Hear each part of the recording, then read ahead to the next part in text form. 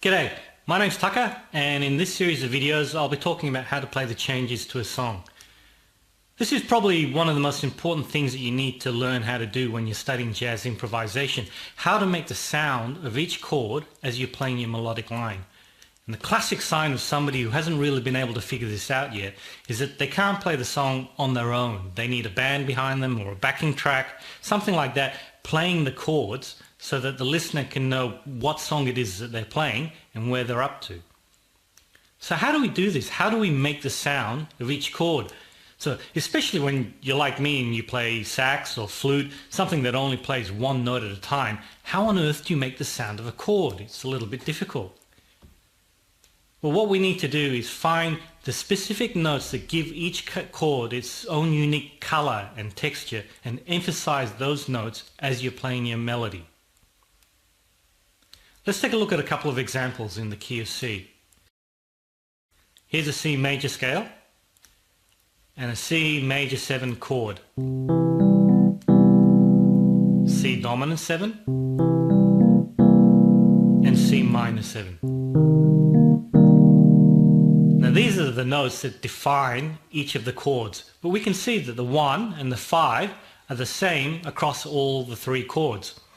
So what this means is that if we emphasize these notes, the listener can't tell what kind of chord it is that we're playing. They are useful for establishing that we're playing a C chord, just not what kind of C chord. And to do that, we need to emphasize the 3 and the 7. For a major chord, it's the major 3 and major 7 that give it that bright major sound.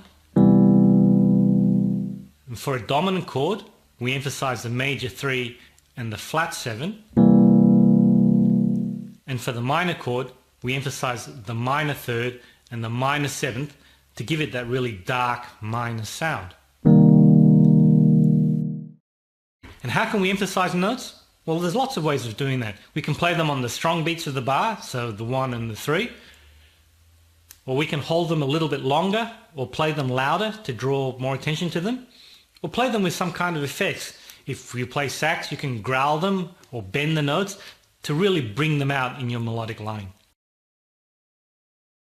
So let's put all this together. I'll play a little solo in the key of C, just alternating between the C major and the C minor chords, and I'll really emphasize each chord change, so you should be able to hear them very clearly.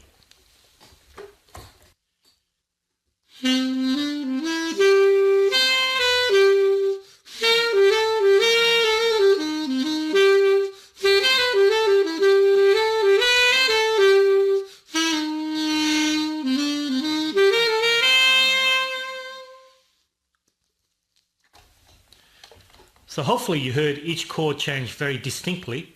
So let's take a closer look at what I was playing. The solo starts on the root note, the C, which has been repeated for emphasis to really establish that we're playing in the key of C. Here and here, phrases finish on the 5, the G. The 1 and 5 notes are very stable and have a finished kind of sound, so they're the musical equivalent of commas and full stops. Going to the minor chord, we start out with the flat 7 on the strong 1 beat to start establishing the sound of the minor chord. And the flat 7 has been repeated here again for emphasis. In bar 2, the flat 3 is used to complete the sound of the minor chord. Going back to the major chord, this major pentatonic line establishes that major sound.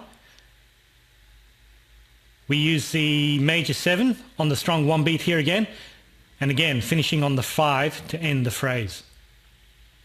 Transitioning from the major to the minor chord, I play the major 3 here, going straight into the minor 3 to really highlight the fact that the chord has changed. And then I hold the flat 3 for a little bit longer and growl it for emphasis. The final phrase uses the flat 3 here and the flat 7 here, and the flat 7 has been repeated just with a note in between to make it a little less obvious. And finally we finish on the root note to give it that very stable finished sound, a musical full stop.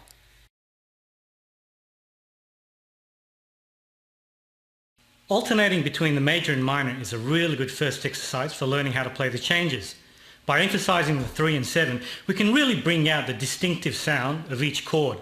And once you've got the hang of that, try going between the major and the dominant, or the dominant and the minor, which is a bit more difficult since the chords only differ by the one note. Just make sure that you have a clear idea in your own mind of what the chord change sounds like, because if you can't hear it properly, you won't be able to play it properly, and so the listener won't hear it clearly either. We'll take a closer look at all this in a bit more detail in the next video, but for the time being, go practice.